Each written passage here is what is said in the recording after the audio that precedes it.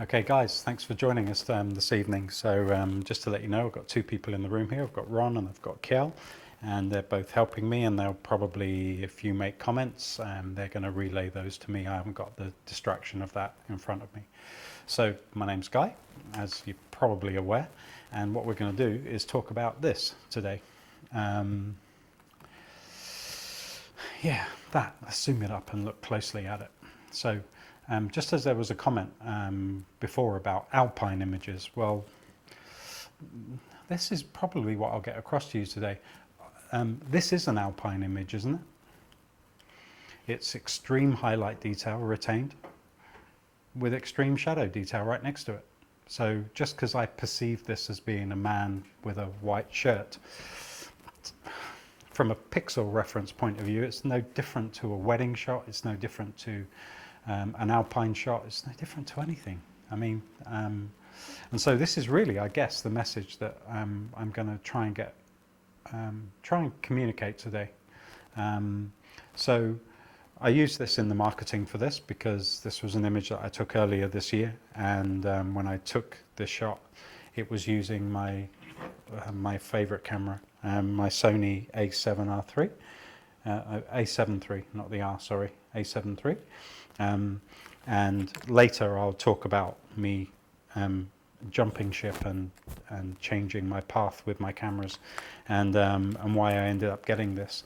And it was actually moving to this technology that made me change the direction of my image processing. So just to give you an idea of who I am and what I do, I'm 55, nearly 56, and ever since I was 16 I've been, I guess, considering images. I worked in a litho studio way before computers. Actually, when I joined the litho company when I was 16, straight out of school, the very first thing I bought was a BBC Micro. That was the very first time I ever touched a computer.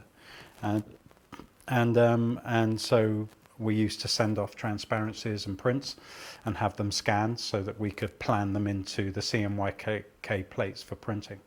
Then a couple of years into that job, then the company I was working at, they got a scanner, and I became the assistant to the scanner operator. I knew how it all worked mechanically, and then that person knew all about color. They were retouchers.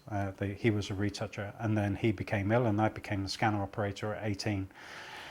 So I was very lucky, and so I've been considering image quality since I was 18, so it's like 38 years.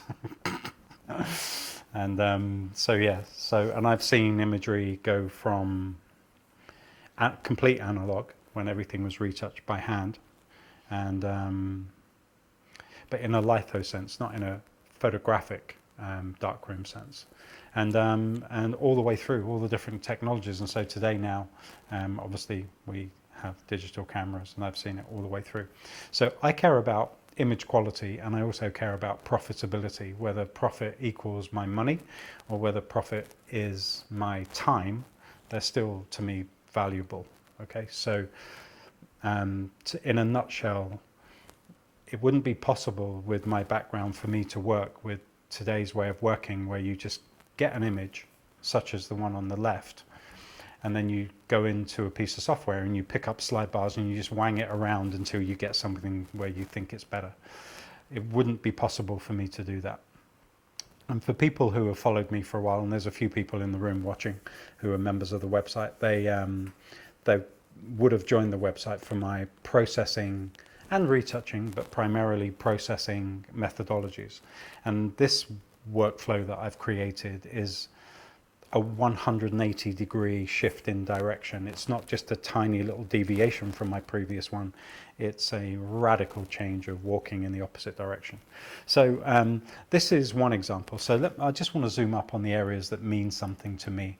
So if you're somebody who cares about snow, you would care about the fact that there's loads of detail in this area here which we can see here. There are transitions and undulations in here which we can't see here, and there's a much healthier transition between the white and this scarf than there is on here. Okay.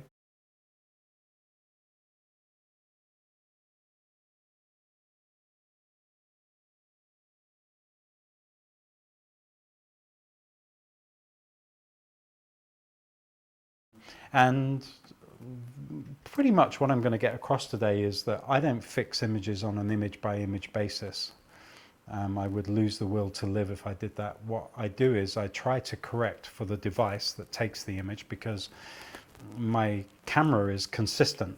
You can't see the camera, but I'll hold it there. So my camera is consistent. It doesn't know that I've pointed it at a hill with snow and trees, or sea and sand, or a person. It doesn't know a portrait. It doesn't do anything different if I point it at a face or a landscape. It doesn't know the difference between a face and a house. Only we interpret that within the image. So what I do to save time and massively increase quality is I look at the shortcomings of the file that I get from the device, which you can clearly see on the left is the shortcomings. It doesn't matter what I point it at, that is going to be the problem that I'm going to have to correct in post-production. So it's how you work in post-production. Do you just pick it up and just go wangy, wangy, wangy, and then on the next image do something completely different? Or like what you've done on the first image and then copy it and then paste it on the next image with the presumption it's going to work, and then it doesn't work, and then you have no idea why. I can't do that. So the image on the right has got nothing to do with me. There was not one single creative choice on my part. The workflow, which I'm going to demonstrate to you, if it was me working in production today, I would give that job to an intern. They would do it infinitely better than you. Because the one thing I've learned with photography is that when I deal with people who take pictures, they're really precious over what happens to the images afterwards. And sometimes that can be counterproductive. So having somebody who's dispassionate about it, who can see it analytically, they can make choices and decisions that you may not. So this is a portrait, obviously. All it is to me is a dynamic range, that's all. So when I bring that back, and you can see it in its full glory, yeah, I don't know, I say this all the time. I was pretty much looking at the image on the right, and the image on the left is what my camera and the Adobe Raw converter. So whether you're using Lightroom or you're using Bridge and Adobe Camera Raw that I'll be using today, Lightroom's exactly the same. Okay, so my state-of-the-art new camera and the most widely used Raw converter come together to give me the image on the left, and that requires me, because it was midday sun, really harsh lighting, requires a lot of adjustment to bring it to the one on the right hand side, or it can take you 10 seconds in a very analytical way of doing it. I'm just going to show you another example. This is probably one of my favorite examples, and it's not the part of the image that you probably think I like either. Here's another one. This is a wedding that a friend of mine took, a member who's now a friend. And I just want to show you this part of the image. This part of the image is the bit that works for me. It's got nothing to do with the people. That's for somebody else to think about. Can you just get me off the screen for a minute, please?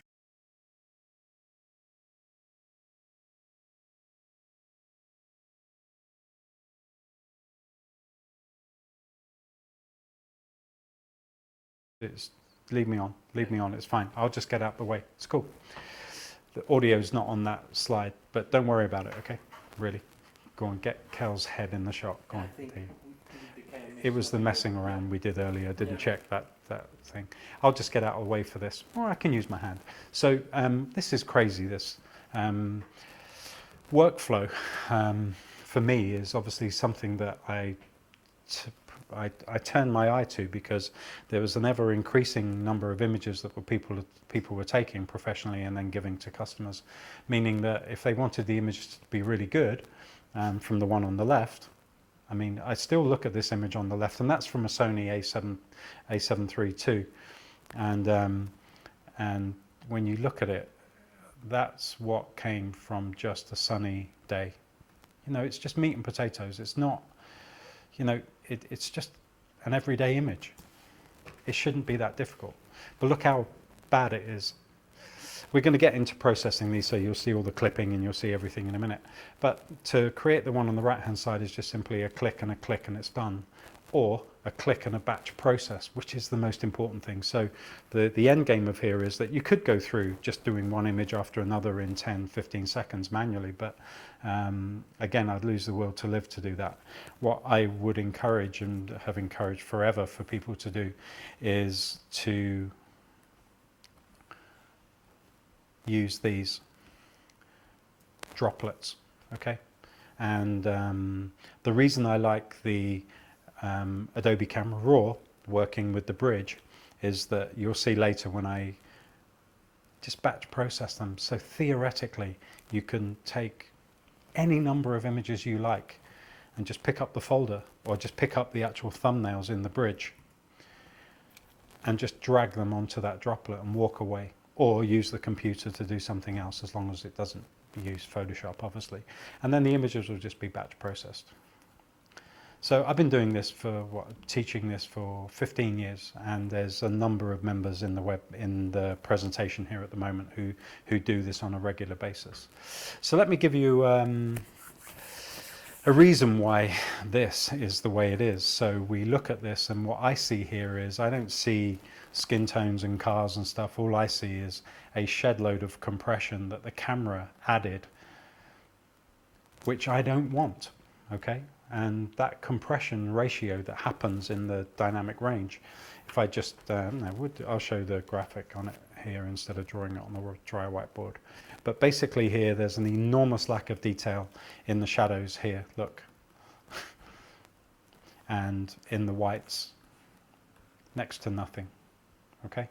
So the details in the file, it's just the camera manufacturers add a compression curve to make us feel like the camera does a better job. And the problem has always been for me is that I need to turn that off. And we'll discuss that in a bit more kind of technical detail in a bit. So I'm just going to show you graphically what's wrong with the image on the left hand side from a kind of a mathematical point of view. So in here I've got my graphics, and here it is here, okay? So basically, this is a very simple graphic, and this isn't mapped accurately from a device. It's just my experience of 38 years knowing that every single imaging device, whether it be film or whether it be a camera, a digital camera, compresses the image because it can't capture and deliver the whole dynamic range that it can see. So what you can see here on the bottom, let's just call this visible light maybe, okay? And then what we can capture and store and replicate on a computer and display is vertical on the left. What I would love the camera manufacturers to do, I'm just going to zoom this up actually and get this in Photoshop, so that will be better. What I would love to happen is for a camera manufacturer, and I've been asking for this for, God, I don't know, how long? I've been doing the droplet workflow for over 20 years actually, because I've been asking for this from manufacturers for over 15. I want the straight line, I want the dotted line. I don't want your compression, I want you to give me the ability to turn it off. But unfortunately, when it comes to using these devices and still images, I can't do it. There's no setting in here that actually turns off the compression, because there's still people that run around thinking they get it right in camera. And to get it right, we need contrast. And if the contrast, as you can see, which is this blue line here, is added, then you lose detail in the highlights a bit, but you lose a lot in the shadows. And I hate losing shadow detail.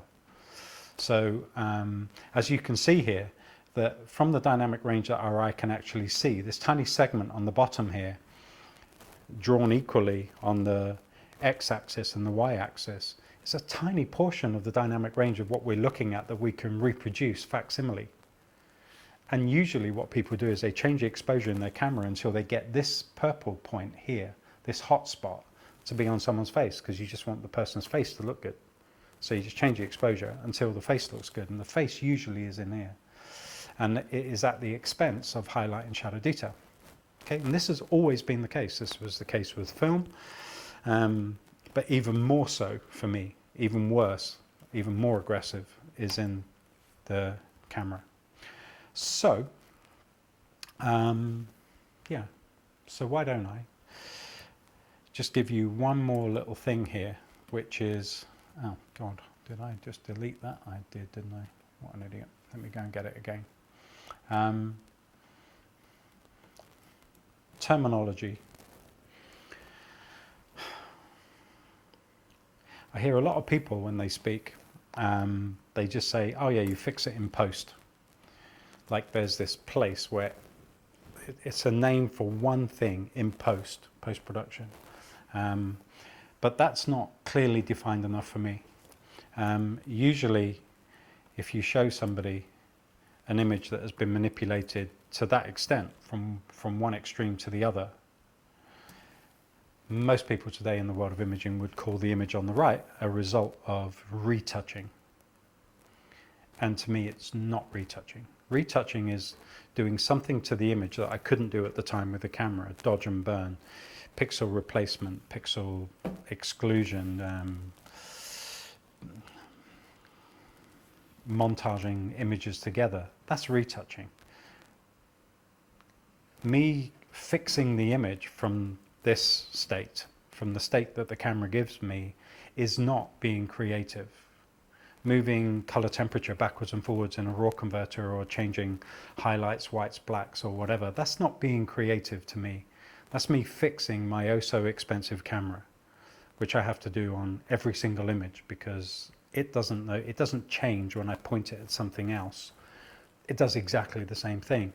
The lack of quality of the image it gives me annoys me slightly, but I don't care, because it does the same thing every single time. So you can make an antidote to that, which then you can batch process and save yourself a huge amount of time, and also give yourself a huge amount of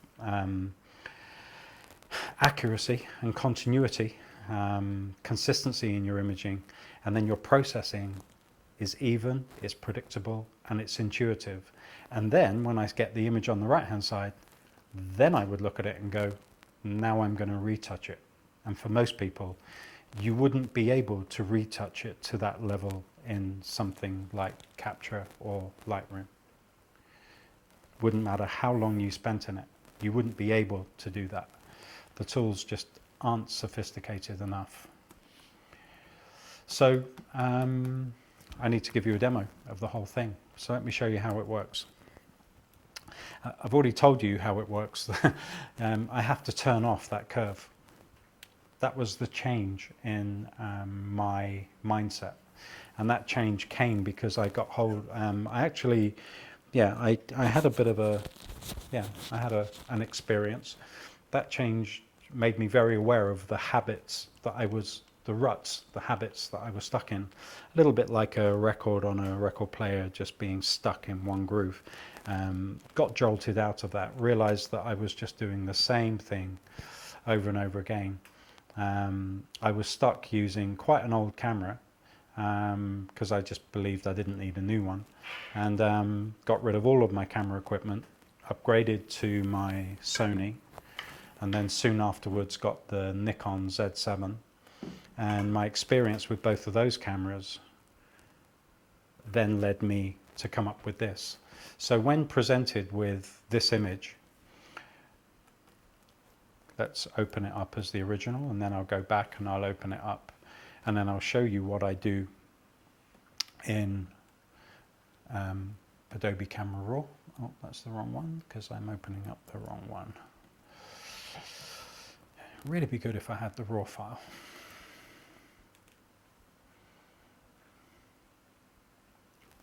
So I'm just going to clear out all the settings. I'm just going to show you the settings that I use.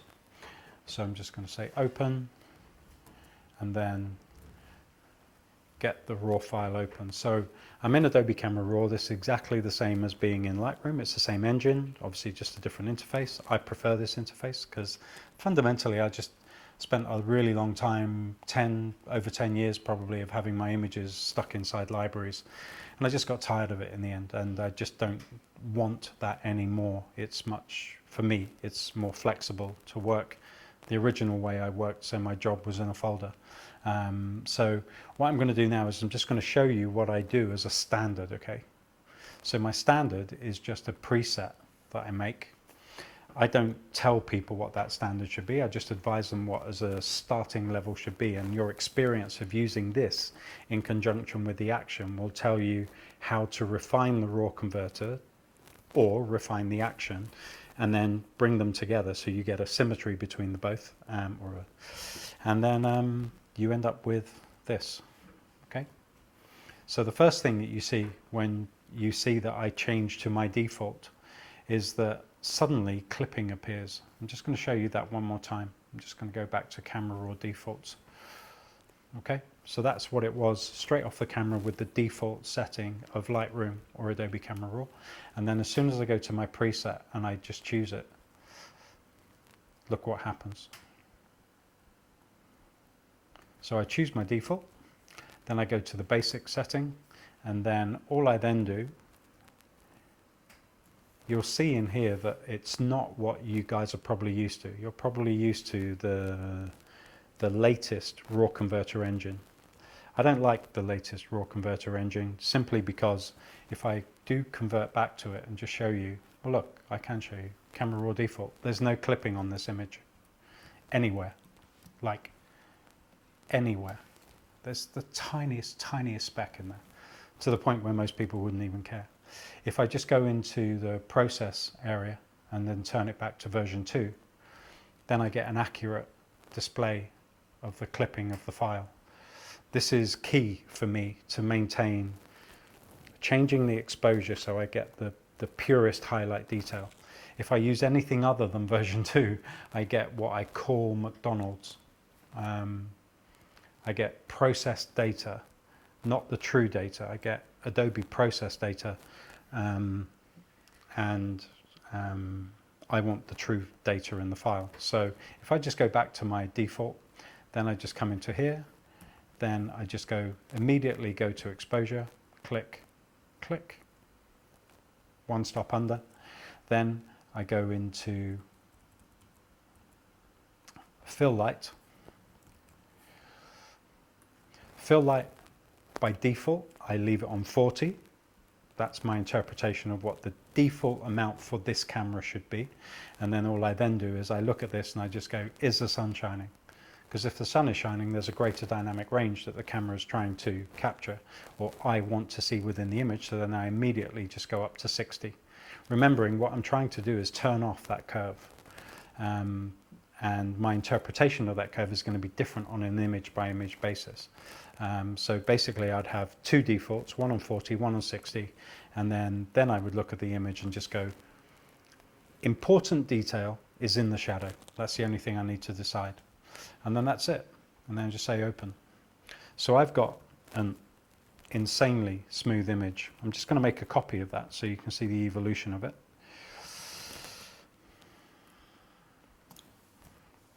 Okay, so it's a seriously flat image. And now on the image on the right, what I'm going to do is I'm just going to show you, I'll get rid of it first, just show you how we bring it in. This is the latest offering, iEQii 2. And what I'm going to do is just take the two components. You've got the actual action itself, which is the user interface, but then you've got a configuration file, which is preferences, and then so you can configure how it works. So I go to button mode, and then I just click on process. On, I guess, the average of all our computers that we have in here, the average is about 8 to 10 seconds, maybe 15 seconds if I do it in 16-bit. One thing I have noticed using this action is that my need for 16-bit is less and less and less. So there you go, there's the action. So I start with the heavily compressed file on the left-hand side. I just make a default, which essentially is turning off the compression curve, make a minor interpretation of the image, and it's as simple as, is the sun shining or not? That's it. And then I just click the button, or from this point you could pick it up and you could just drop it on a droplet and walk away. And there you have it. I have all the highlight detail, but the true detail, because the detail was brought back using exposure rather than recovery, and the shadow detail shows me things that you couldn't even begin to see on the left hand side. And it's that simple. Now the action itself is far from simple. Let me just show you the config file. So these are the buttons that I use to activate it. The green button is at the top, so as soon as you open your image you just click the button and that's it. In the previous version of the actions that I've had for many years, there were 5 choices in there. Now there's only 1, which makes it a lot easier. It's a lot more streamlined. There are masks in here that get used to differentiate things like contrast and sharpening and color correction to become portrait orientated or landscape orientated, and that would be new for many people, because when you're in, say, Lightroom, Adobe Camera Raw or Capture or something, and you move contrast and sharpening, there literally just is no such thing as portrait sharpening anywhere. There are presets called portrait, but that doesn't mean that the application is doing anything different. It's just using the same sliders and moving them to a different point. So this is true portrait or landscape, sharpening, contrast, anything that I want it to do. So let's just get rid of the one in the middle. And there we have it. So once it's built, you've got a choice. You can, if you do it one at a time, manually, then once the action is played, then you get all the layers from processing. Now a lot more than just these layers have happened to the image, but basically what happens, it goes through a number of phases and then it gets flattened, leaving you in the processing phase, and I'll draw that out for you in a bit. But basically now I could go in and I could make less contrast, more contrast if I want. I can change the midtone, increase the contrast, I can increase the density of the shadows. Then I can also impact on the color. I can make it more colorful if I want to. I've got 2 different mechanisms for color. None of them use hue and saturation and brightness, and this is one of the reasons why I can't let go of Photoshop. I use selective color to do this, and unfortunately the only application on the planet where I can do selective color is Photoshop. So I can boost the colors as well if I want. So it means that basically once I've done the action, I get left with a number of layers which I can interact with just to fine tune it to make it a bit better if I want to. What I'm finding though, and what my members are finding, is that the need for doing this is less and less and less with this new way of working. They're infinitely happier running an action over, say, like 1,000 images and only having a handful of images that need further attention. Whereas before we used to do workflow where you would, after the droplet, it would save it as a PSD. Then you would have to interact with it and then micro adjust it to get it right, and then you do another droplet to save it as a JPEG or a TIFF or something. Now we can see that we can go straight to flatten file, and then just the handful of images that need something different, we can just go back to the base and do it again. It's quicker to do that. So what I've actually done here, for people who have used these cameras, but not in a still image form, but in a video form, it's no different really than the new way of working for videographers, where you turn off the compression curve in video using an S-log and an F-log, isn't it? Kel? Yep. Yeah. So basically by doing that, you get the ugliest looking video footage that you could imagine, super flat, seemingly very little color, and then you have presets that bring it back. It staggers me that I've been wanting that feature in my digital camera for 14, 15 years, and we still don't have it.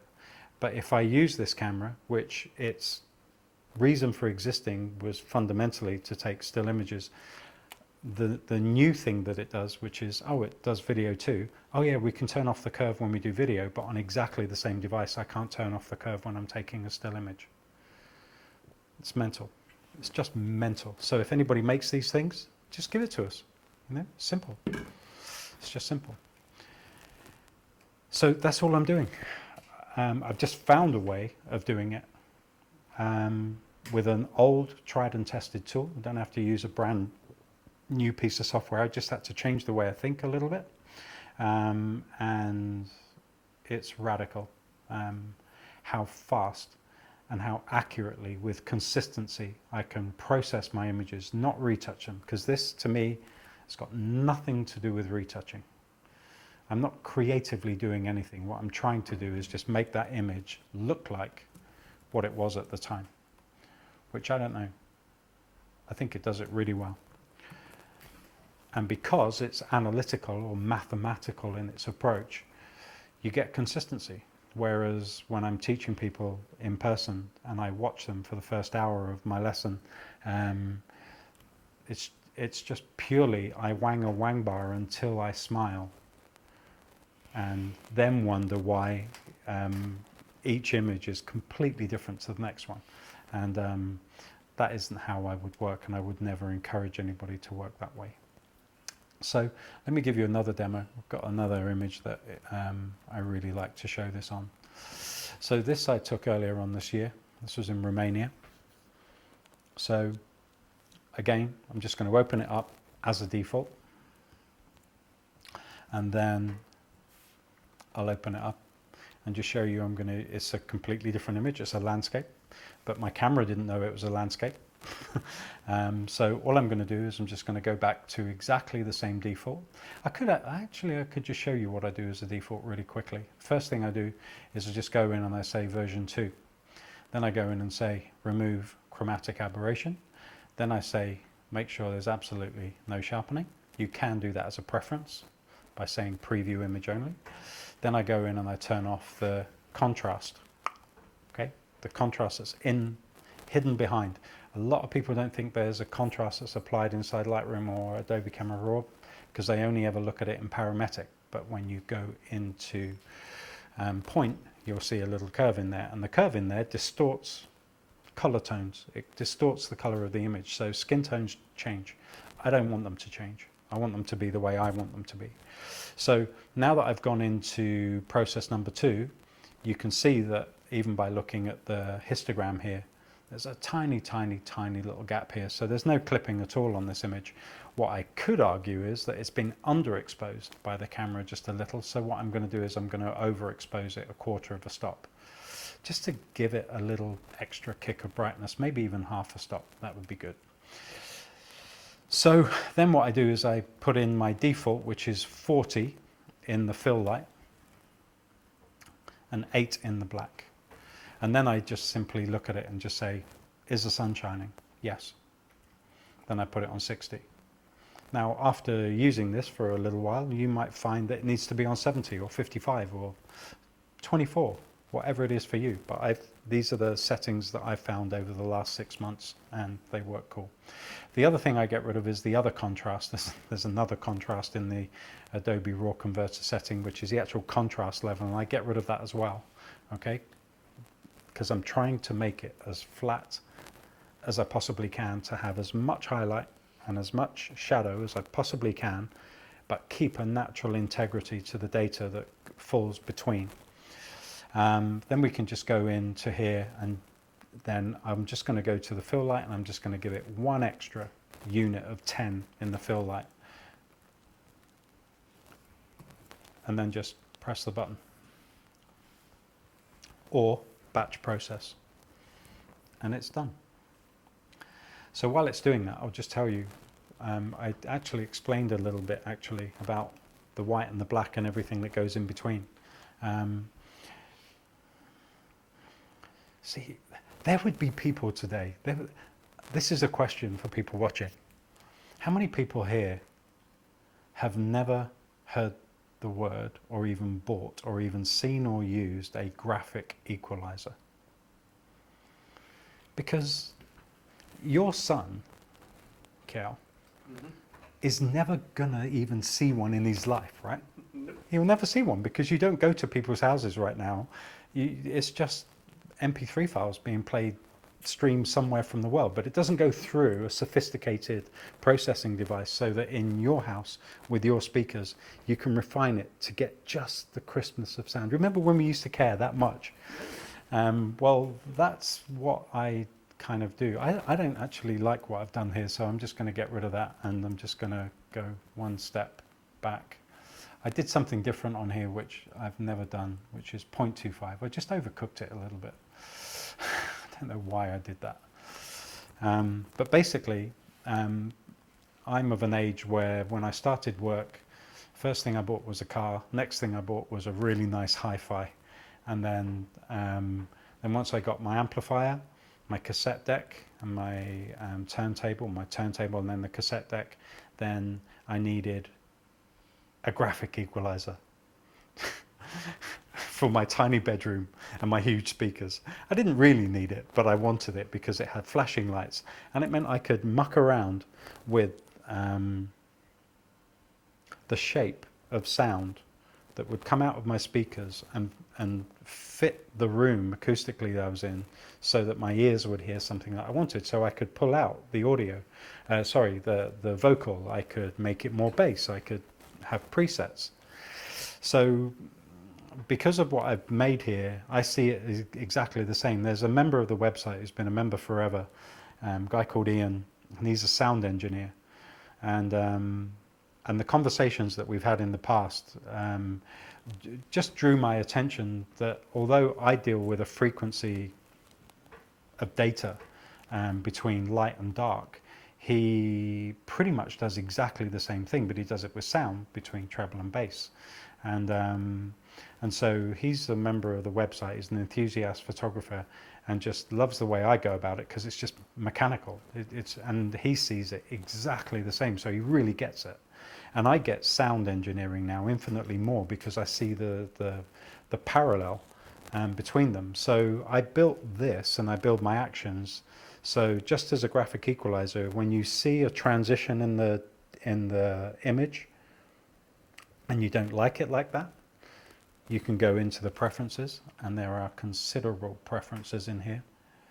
Go. Are you still boosting blacks with every 10 fill light? 10 fill light. Not on every image, on most. But like that, the profile of that guy, well, because he's a darker skinned human, which means the detail is really, really close to the dark skin. If I boost the black in him, it's going to massively encourage or exaggerate the lines. So on that one, I don't. But there is a blanket rule for everything. But then what you do is you just learn then the little outlying rules that you just fine tune the raw conversion to fit the action. And then in a sense, you can then creatively retouch by changing the flattening process on the raw file will actually then change the end game. If I just show you this one here, the net result of this, I don't know, that one of them looks like a bright sunny day and the other one really, really, really doesn't. And if we just go into this part here, I don't know, it's a 3-dimensional shadow detail, not a 2-dimensional shadow detail that I get when I go into a raw converter and just say, give me shadow detail. I want it 3-dimensional, I want it rounded, I want it to grab me. And that really does. Without any subjective how far, because this thing is the same every single time I use it. I just point it at something different, but it doesn't know what it is. And so all I would encourage people to believe is that there's about 80% or maybe even 90% of the blind wanging around that you do, which you could group together and just turn into a script, because you do the same thing on every image. You're just fixing the camera to give you something closer to what you perceived at the time. And then I retouch on top of that. So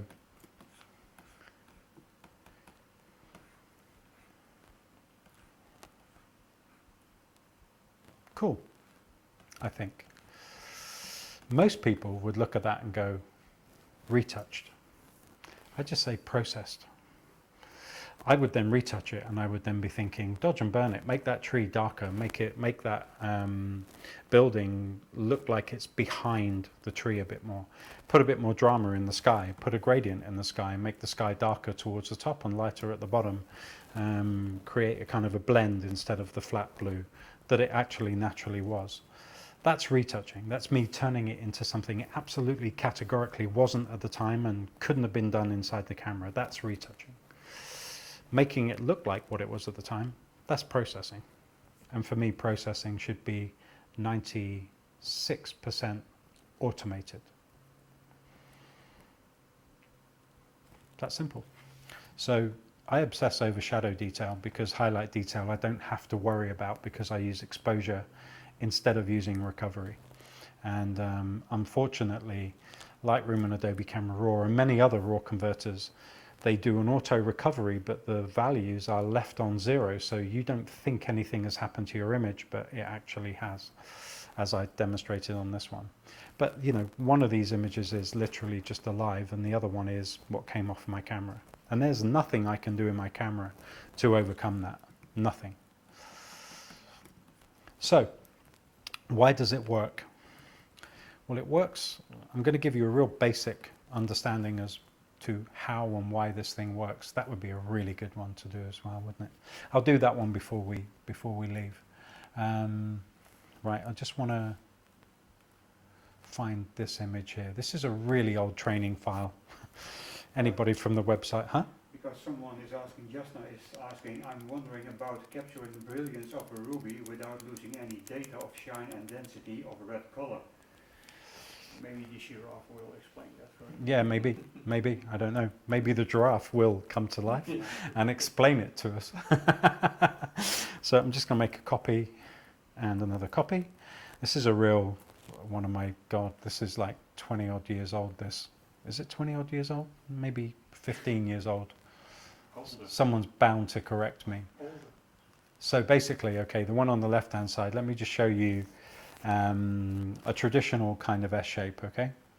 So I'm just going to go in and make a 10% shift in color. So 75 up to 85 and 25 down to 15. So we can say that is a 10% shift in color, in contrast. And the problem is, by adding contrast, let me get out of the way, when you add contrast to an image, if depending on how you add contrast to an image, you're going to change the colors. And and so now we have an orange giraffe. And I knew this happened in the world of imaging when I was 18 on a drum scanner. And that was an analog drum scanner. It wasn't even a computerized one. That was an analog one. We knew that back in the litho days, that when you add contrast, people's skin tones are going to change color. And if somebody's got a healthy skin tone, say mid-tone-ish, around 40% data, and you add contrast, the highlights will be one color, but the shadows will go orange. They go orange, just like that has gone orange. I used to choose this not because I like pictures of giraffe, but pretty much every single skin tone there is on planet Earth is encompassed within this image, from highlight to mid-tone to shadow. And look how the colors change. And okay, you know, there's a couple of little seemingly neat little tricks that you can do to overcome that. But to me, if you know you've done something wrong, why would you waste your time trying to mask that you've done something wrong? Wouldn't you go back and fix the fact that you did it wrong in the beginning, so there wasn't anything to hide? And so a very long time ago, like version 3 Photoshop was when I first came up with this, was a very simple mechanism for adding contrast, okay? And so because I came from a litho background,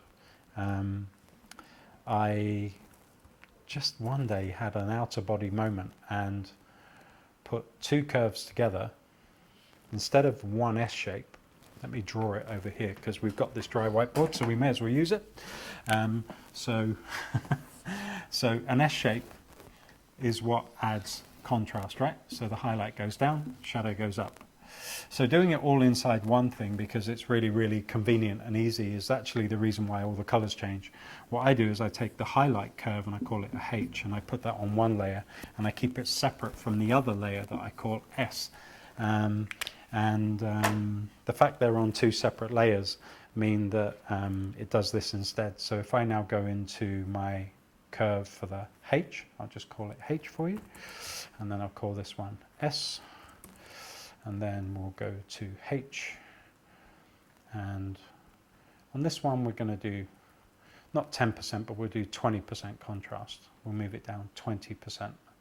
And in the ingredient that makes this work is where I'm actually moving the curve, okay? So you can see I've added now twice as much contrast to the image, but it is 100% faithful to the image in the middle. Let me just put these side by side so you can see them, okay? There's too much contrast on both of them, but the point of the story here is that when you look at the middle one, and then you look on the one on the right is a total natural evolution to the one in the middle. The one on the left isn't. And if I go to the one on the left and then do the common thing, which is to put it in luminosity mode, put it in luminosity mode, it isn't quite the same, is it? It's kind of nearly the same, but it actually introduces another problem. And so never in my life would I ever choose to do that. So let's just go back to normal mode. So the whole point is by using channels, and sadly, Photoshop's the best application to use channels. I know you can now use channels in Affinity, but I can't do in Affinity what I do here. I also can't make actions in the way that I can make them here, and there's just no way I can do what I do yet, but that doesn't mean to say it won't happen at some point. And I certainly can't do this in a raw converter because I don't know of a raw converter that gives me the ability to use either the red, the green, or the blue, or the grey as a mask for any of the wang bars that I'm going to wang around on the image. So this enables me to not only have superior shape and detail without destroying the color balance of the image, but it also enables me to do, with a different configuration of channel, whether it be positive or negative, and which color you use, I can do landscape contrast, I can do landscape sharpening, I can do portrait contrast, portrait sharpening, where most people, a lot of people traditionally would have made a sharp layer of someone's face and then just brushed it in their eyes. You could just sharpen it properly in portrait mode, and that way the eyes will be sparkly and bright with no fringes in them, and the skin tone will be lovely and smooth if you just sharpen it properly. I can't do that in a raw converter. I have to do it in Photoshop. So at the moment my workflow always ends up in Photoshop, always. I do my raw conversion, I then get my raw files into Photoshop as quickly as possible so I can process them like this. So this is why this works at every single stage. Let's go back to here. Let me just give you the phases. When you press the action button, the number of phases that it goes through. And when I say phases, I mean something very similar to the old way of working with film. Remember when we used to have to develop film, and then you'd have to fix it, and then you'd have to wash it, and then you'd have to dry it. You know, they were distinct phases. I don't just make a preset that just goes, oh, if I put that there, and I put that there, and I put that there, and I put that there, and I wang that there, and wang that there. It would never work if I tried to apply that to another image. So the very first thing it does is this thing called pre-processing.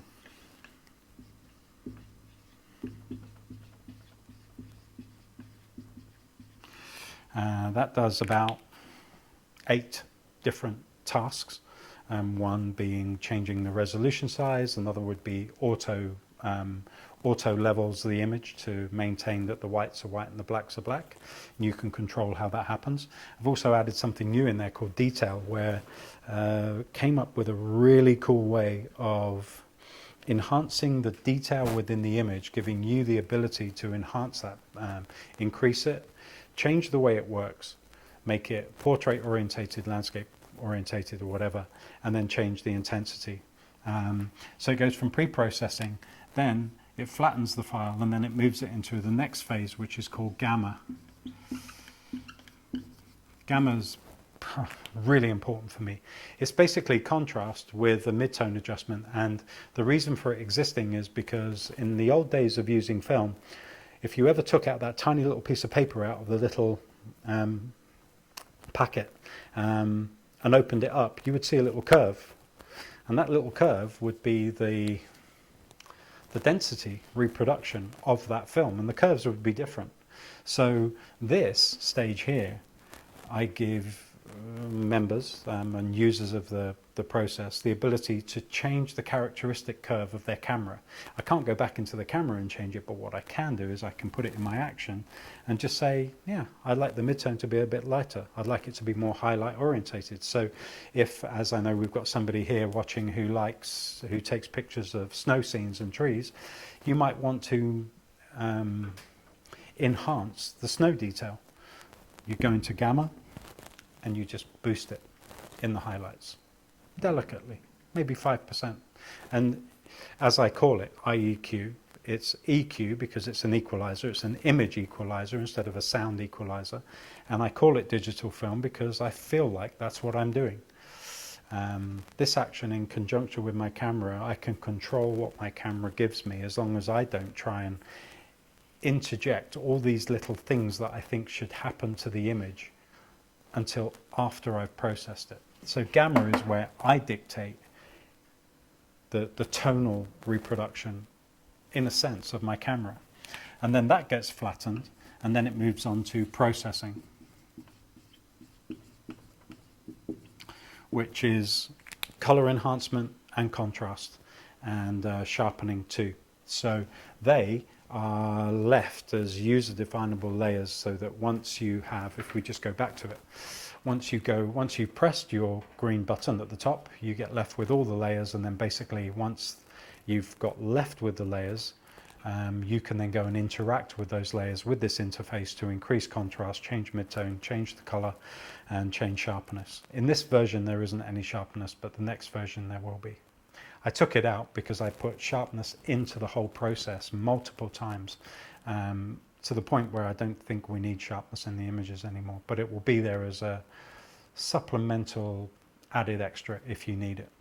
So yeah, so basically this is the reason why I do what I do, and I use these channels in this way because I learned how to do that when I was 16, and so I can't, if I know that adding channels to layers massively enhances the things I do to images, I can't throw that away just because I like the simplicity of a raw converter and its wang bars. I can't do that.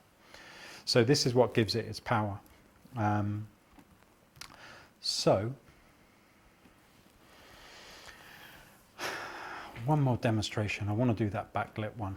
I want to do the, because after running the website for now, what is it, 12 years or something, the website's been around, I get given loads of images by members, and some of the images stand out as being like really difficult.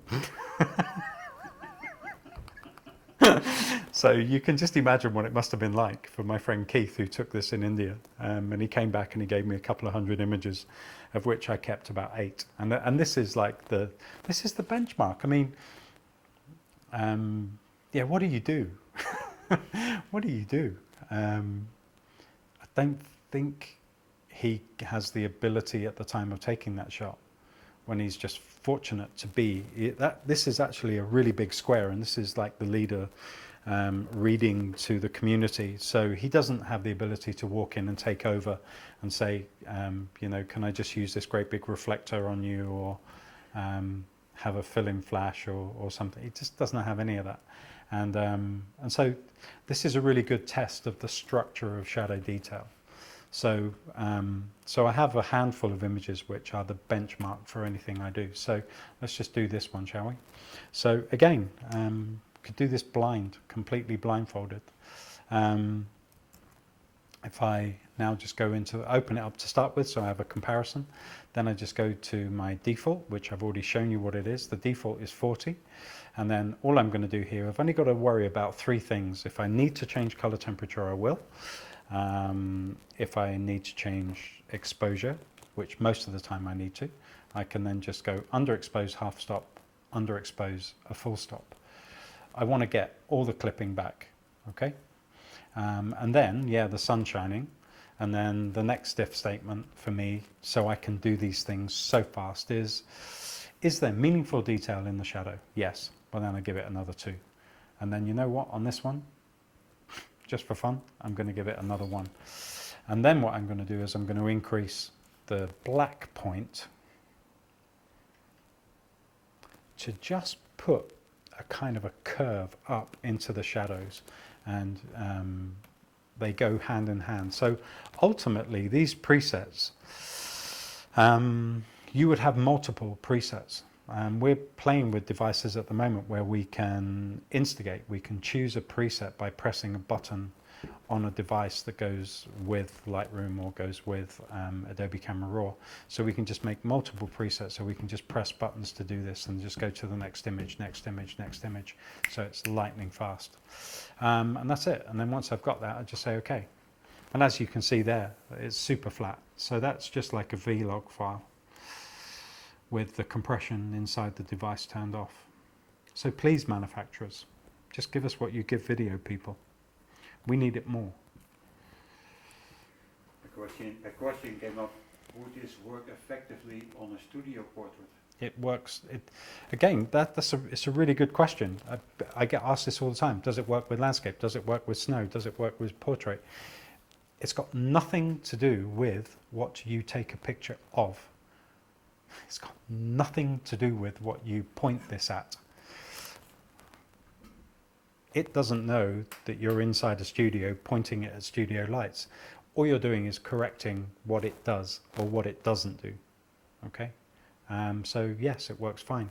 What I find is that whenever I've worked on studio lighting, is that it's constant, right? The hardest thing to do is do wedding stuff, because you're not in control of anything. So the sun's out, the sun's in, it's raining, it's then half sunny, bright sunlight coming down someone's, you're in control of nothing. So you've got massive inconsistency. That's where you kind of, in a sense, get the strength of it.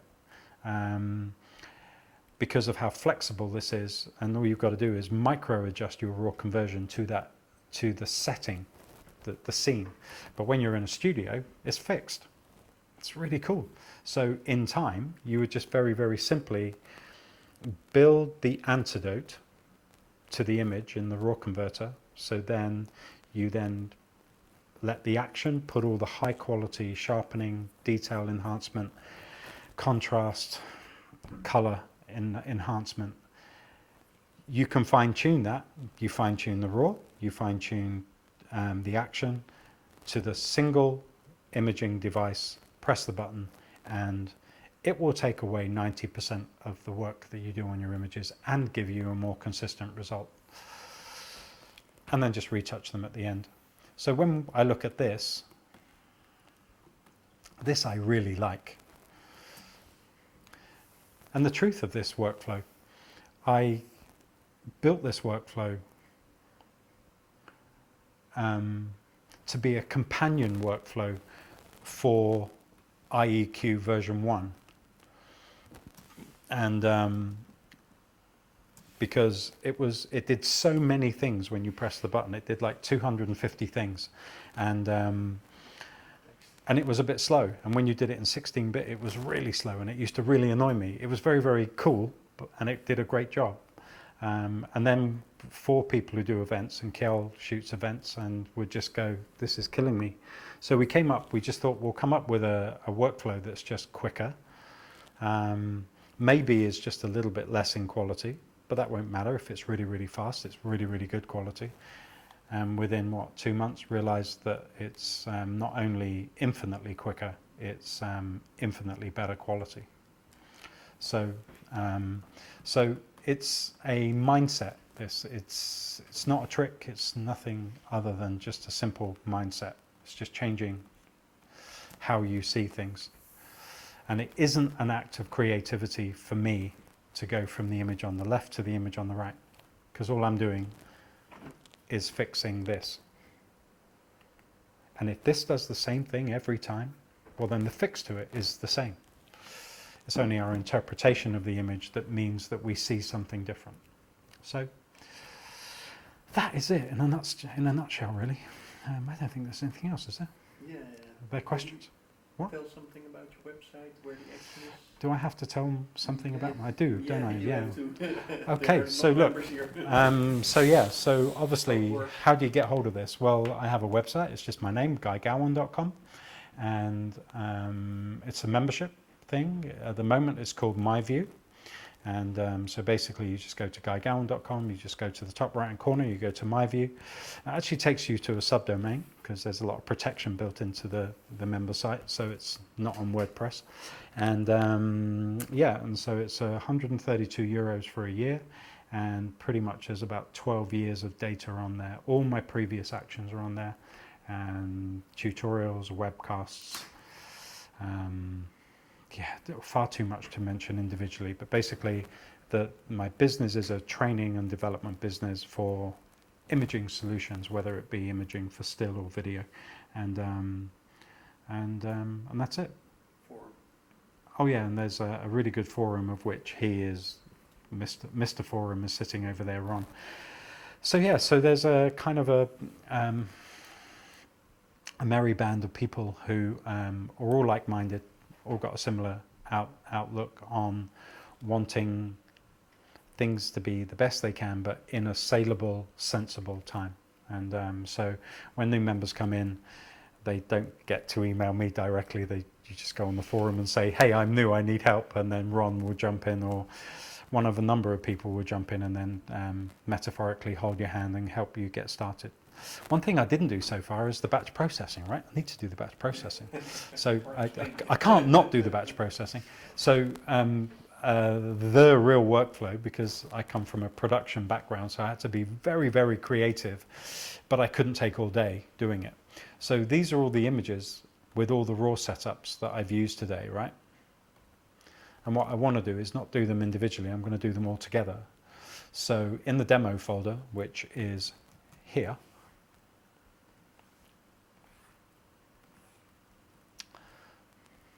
this is, to me, workflow.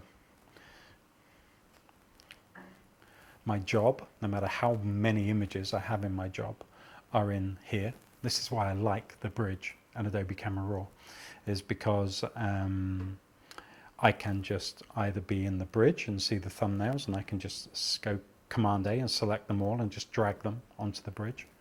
Or I can just get my folder, drop it onto my droplet that contains the action. Okay, so iEQii is embedded into that droplet, and if you see the processed folder at the bottom, behind the scenes, Photoshop is just going to open each image, run the action, and then it's going to save the file. So now you can see it says number one, so it's done number one. This happens without me. One more time. This happens without me. How could I not want to do this? You know what I mean? It's like, how could I not want to do this? I've done this, I've been doing this in Photoshop, in workflows, since it was invented in Photoshop, which I think was version 5 Photoshop. That was when the web became something that we would develop for, when droplets were created so that CMYK files could be on mass production, on batch process, can be batch processed back to RGB so they could go on the web. That's how it was presented to us at Adobe, and that's how we demonstrated it. That's what the initial concept of batch processing was for.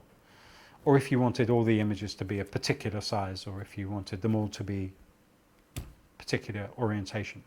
So I've now just processed 4 images, and without me, all I had to do was set them up, and 98% of the setup is exactly the same, or can be held within different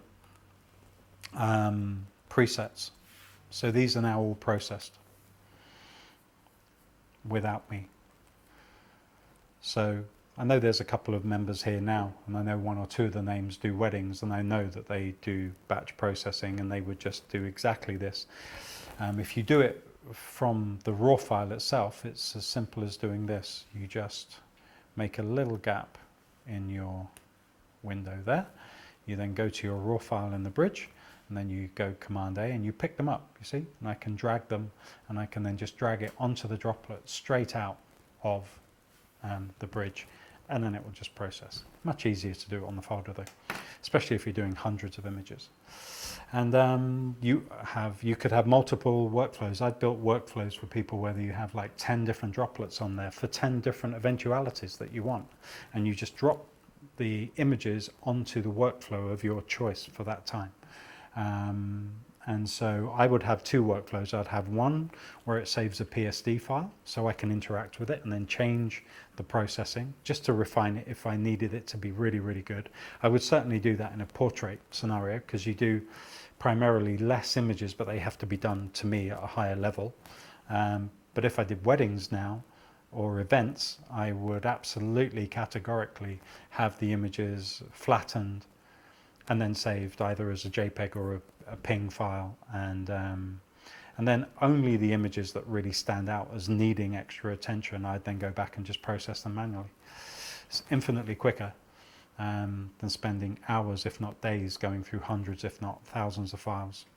It's really easy, really quick. So guys, we've run over. This was only meant to be an hour, but anyway, no crime in that.